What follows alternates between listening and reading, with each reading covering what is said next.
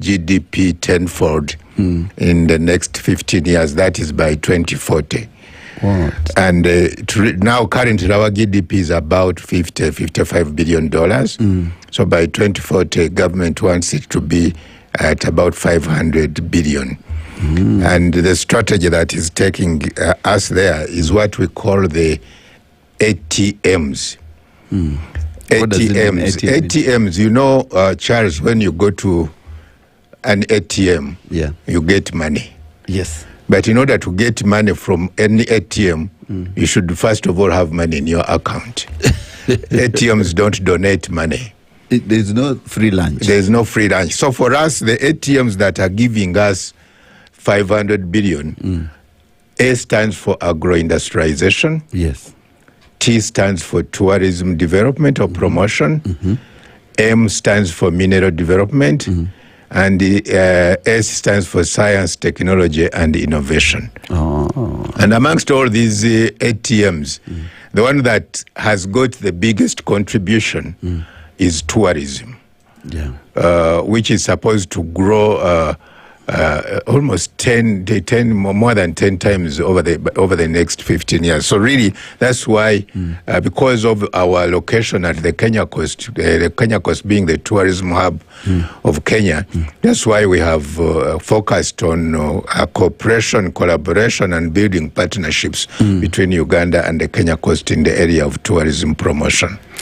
So when you talk about the building a partnership and cooperation, what does MOU between Kenya and Uganda tourism entail? What are you two countries trying to achieve? That MOU was signed towards the end of July here in Nairobi. Our president visited his Kenyan colleague, brother, on a working visit. And during that time, we signed quite a number of memoranda of understanding, and amongst them was one on cooperation in tourism. And this MOU touches on the area of joint developing common standards, coordinated or harmonized training, and joint promotion or marketing. These are some of the key areas that are provided for in this MOU. But as I've indicated, this MOU was signed only this year.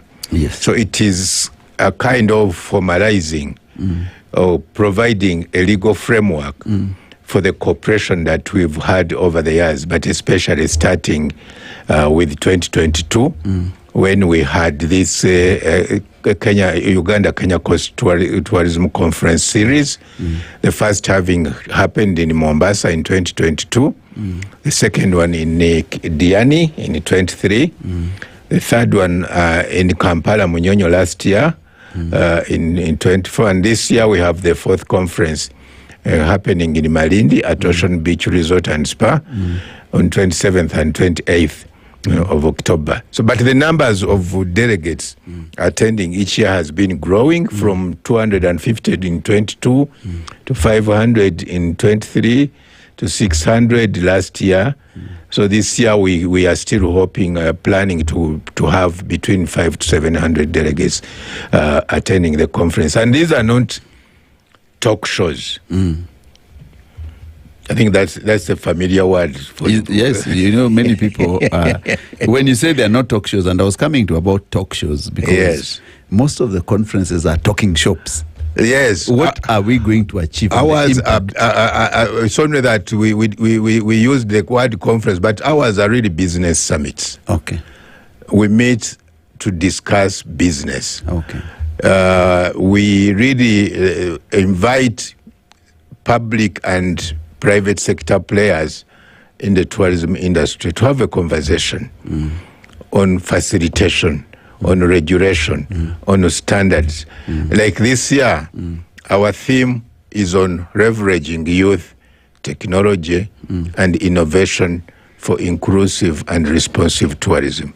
So the key words here are youth, technology, and innovation. And inclusivity also. Of course, inclusivity, sustainability, so to say. So really, this is not just a talk show. We have very big, important panels, panel discussions this year. We are going to talking about technology and innovation. We shall be talking about tech-based tourism. How do we use technology and innovation for tourism growth? And that is how you link it up with young people who are tech savvy. And like me, for example, I always tell people that on social media, you will only find me on WhatsApp. You're not on Instagram? Not LinkedIn.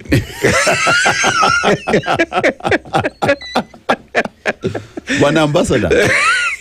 You know. I don't know. We will have to put you on social media platforms. I'm on WhatsApp. No, we'll put you on Twitter. Isn't WhatsApp a social media platform? It is. But young people are on all these platforms. Yes. They create a lot of content. Yes. They have a lot of innovation. Some of them have apps that they have developed. Yes. And these apps are playing a key role in tourism promotion. So we want to have this conversation. How can young people who are tech savvy, yes, who play around with these gadgets and you think they are just playing with a ball, how can we take advantage of their content creation capabilities? Yes. You know, when a young person travels these days, they are sharing real time the experiences that they are having in all these destinations. So how can we bring these young people in the same room with the policymakers, the regulators, the private sector practitioners, so that we see how together we can contribute to growth of tourism in our two destinations.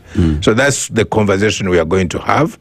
And really already from August, actually, when we had the media launches in Malindi and Kampala, we even gave a platform to a number of young people who have got innovations in tourism. And we give them a platform to showcase their innovations and how they are contributing to tourism growth. And even during the conference, we intend to do that. We shall have an exhibition alongside the conference, and we are going to give platforms or a platform to young people to showcase these innovations and how we can tap into them for the purposes of growing our tourism.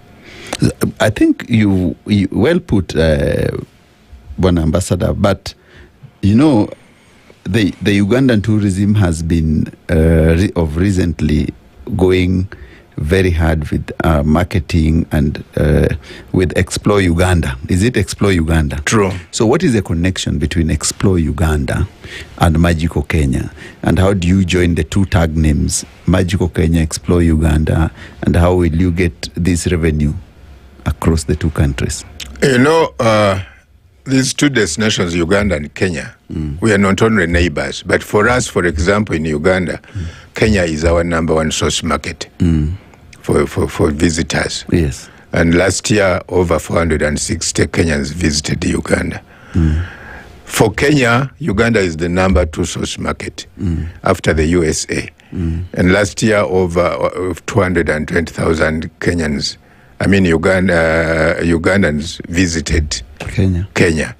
So we've now come up with a tag actually of saying the power of Africa joins the pride of Africa to do joint promotion.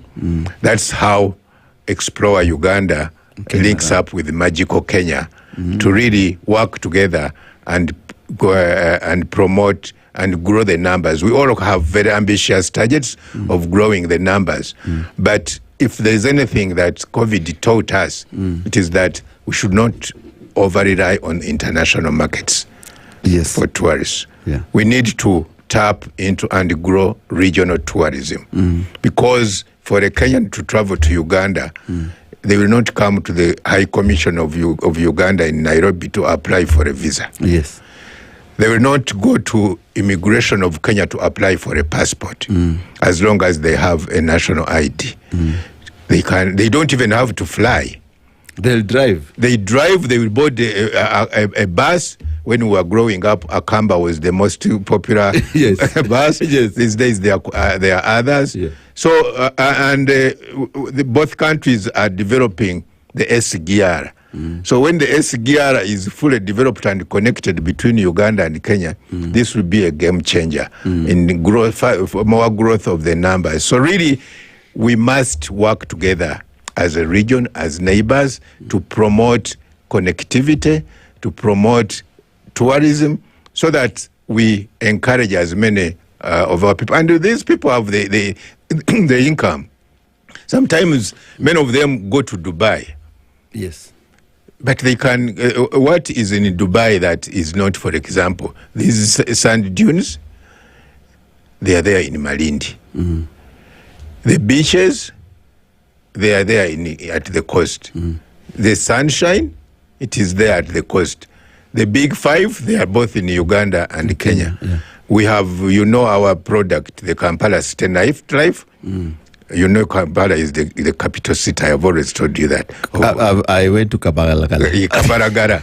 So Kampala is the capital city of nightlife in this region. Yes. You don't need to go anywhere. We have the mountain gorillas. Yes. So because for us we have the big 5+2, the 2 being the mountain gorillas and the chimpanzees. Yes. So we have all these products. We just need to make sure we package them, we develop them, and our people will actually visit them, because they also want value. And once they see value in both our destinations, then they will not bother going to Dubai, which is also beginning to close its doors to Africans. Yeah, actually, it's become very difficult to travel to Dubai. Yeah. So you've given us what is possible to find, and if you travel to Uganda as a tourist, what you'll see is a big 5+2, you said. Yes. The gorilla and the chimpanzee.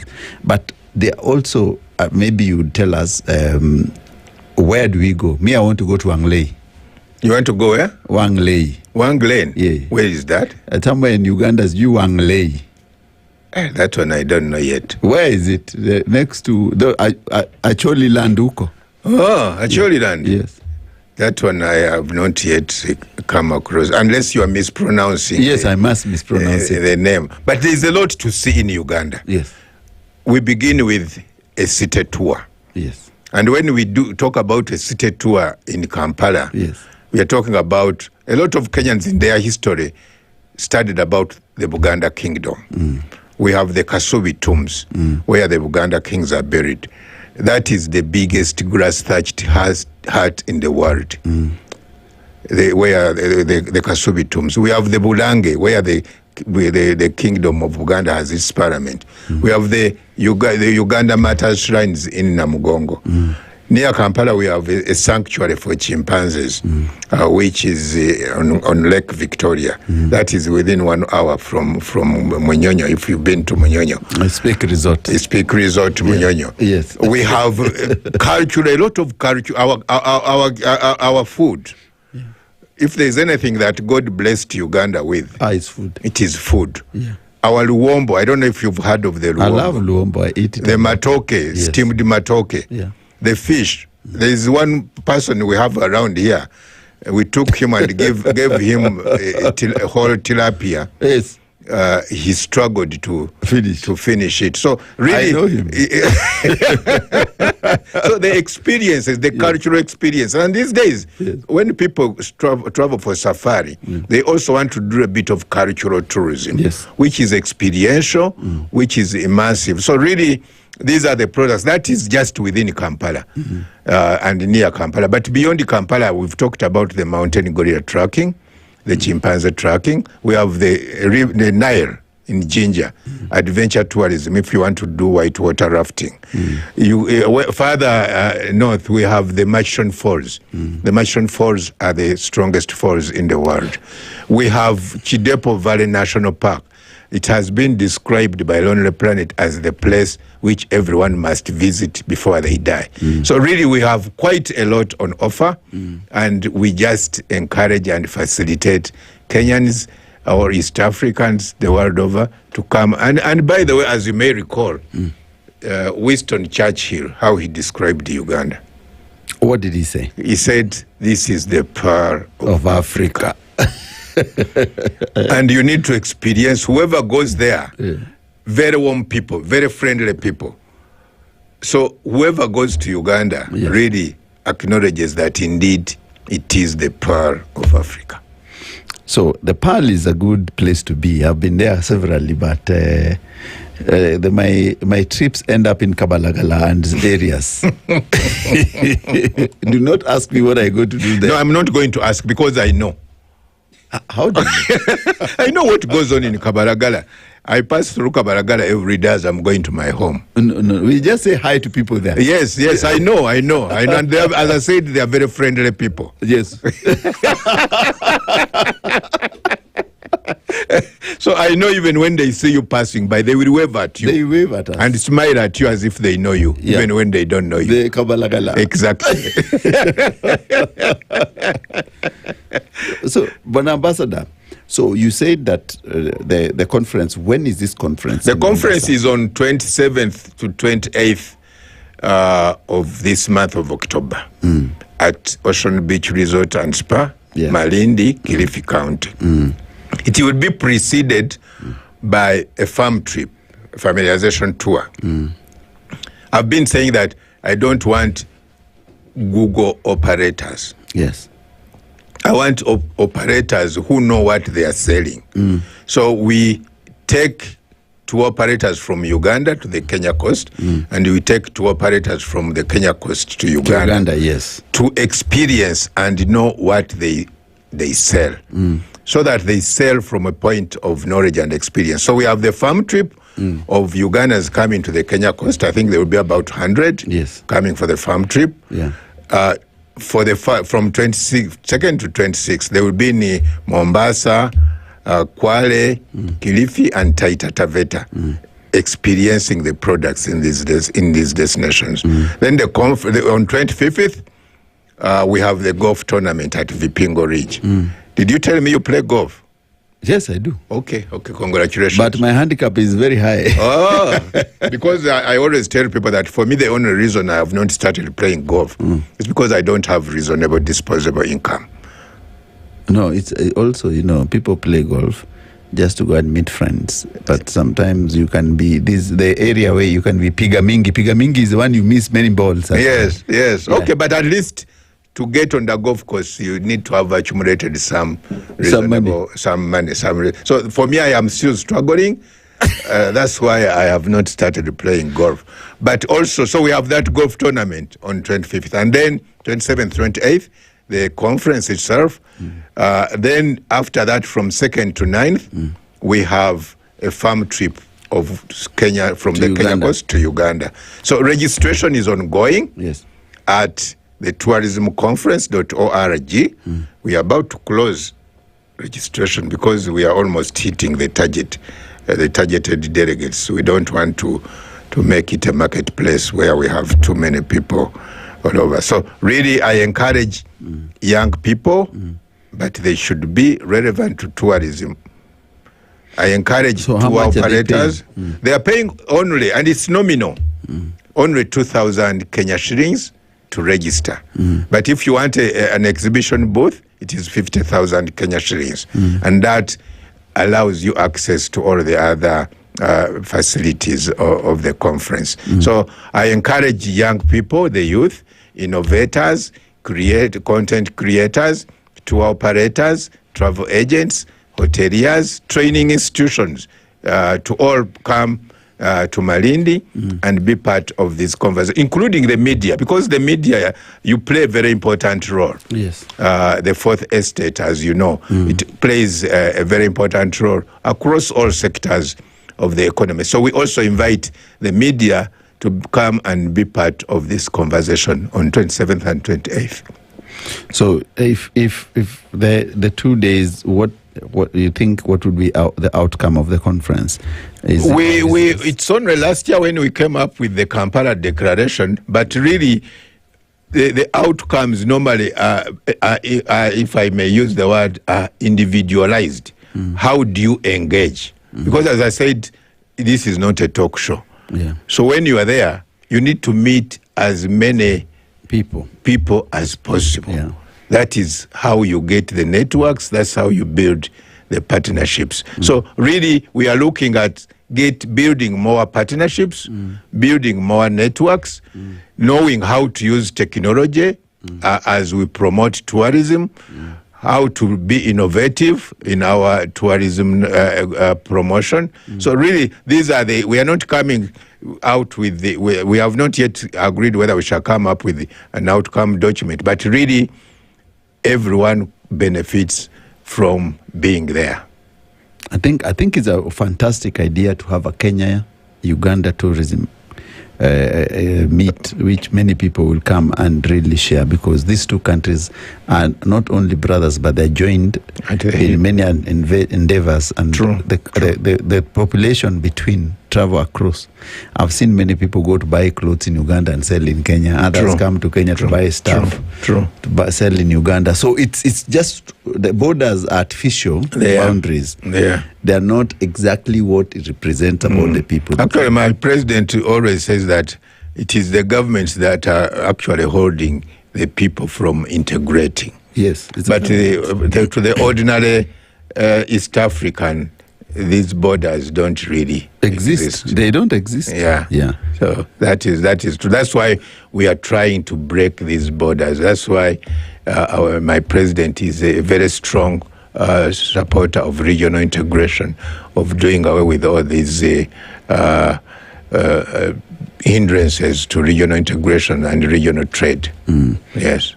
I think what the president of Uganda has done is wonderful, because he's a Pan-Africanist who believes in Africans and the borders being just artificially put by colonialists to demarcate. It was a cake. You know, the way you divide cake, you are eating this one, you are eating this one. So that's what the borders came about. Yeah, as they scrambled for Africa. Yes. So I think we'll go for a short break. When we come back, we will conclude our conversation. It's Spice 94.4 Nairobi. I'm in studio with Ambassador Paul Mukumbya from Uganda. We are discussing about the upcoming Tourism Expo in Malindi. So if you are a tourist, you are planning to travel, consider Uganda as your destination. Consider Uganda is the Pearl of Africa and is marketing and pushing for the Pearl of Africa. So when you come back, we come with more in conversation and, of course, music. DJ Chams on 1 and 2s when you come back. Short break.